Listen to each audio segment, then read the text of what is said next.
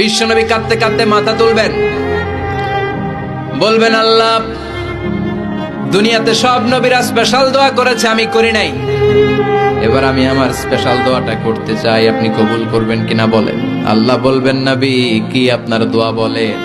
বিশ্বনবী বলবেন, আমার একটা উম্মত যার অন্তরের মধ্যে যাররা পরিমাণ ঈমান আছে, একবার আপনারে আল্লাহ বলে ডেকেছে, একবার আমি বিশ্বনবীর উপর দুরূদ পড়েছে, একবার শাহাদাতের বাণী আমার যে গুনাহগার উম্মত দুনিয়ার বুকে থেকে ঘোষণা দিয়েছে, ওই একটা উম্মত যদি জান্নাতে ঢুকতে না পারে, আপনি আমারে জান্নাতে ঢুকাতে পারবেন না।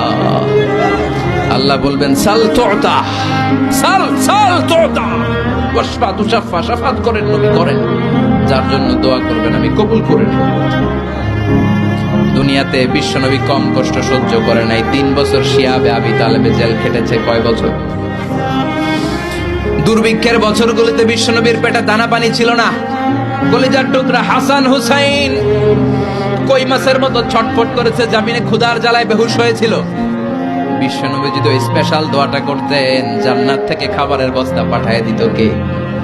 ওই দোয়া করছিলেন? জেলখানায় আল্লাহরে বলছিলেন, আল্লাহ স্পেশাল দোয়া করলাম, জেল থেকে মুক্ত করে দেন, করছিলেন?